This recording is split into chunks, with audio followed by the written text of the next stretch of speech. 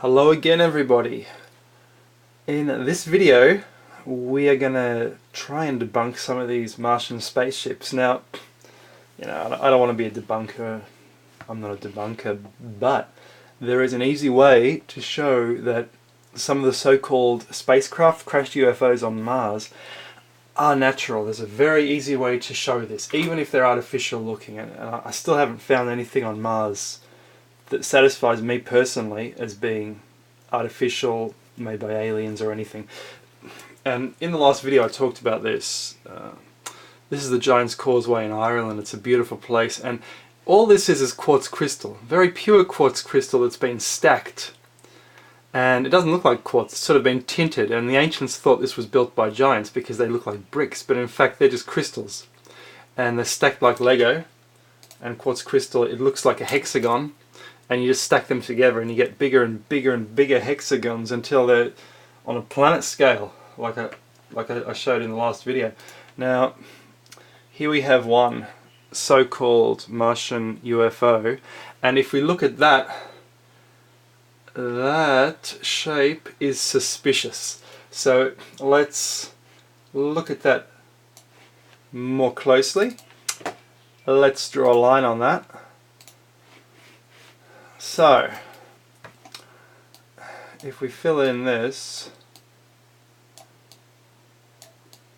to me that's a hexagon, and that would show straight away it's natural. It's just been thrown out of a volcano. Although it does look like one of those 50s craft.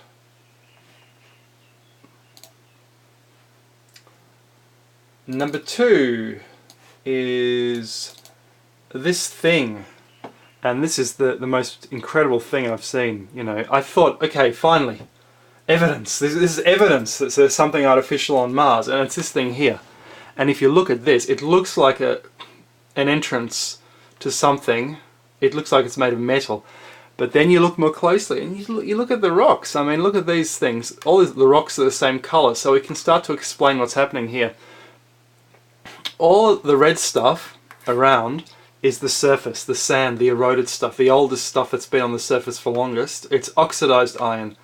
That's unoxidized iron. This is the basaltic grey rocks with the iron in them, but it hasn't been oxidized yet, hasn't yet pulverized into sand, right? So it's all igneous. And if you look at that closer up, we can put that into GIMP as well, and I'll just make that a bit bigger, and we can just draw a line on that as well. Just draw, whoops. That, oh, what am I doing? Appears to be a hexagon.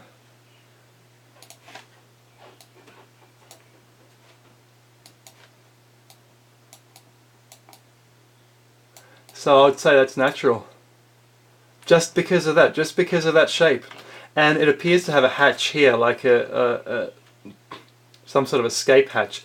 But even that, now it's hard to see if it's that big, but if we make it a bit smaller and shrink it down, that too has hexagonal sides. It's got one there, and then it looks, I'm exaggerating here, it looks like these are the sides, right? So another hexagon. So it's a hexagon on a hexagon, so volcanic. And the color of the rock also volcanic. Sorry, wish it was real. But thanks for watching.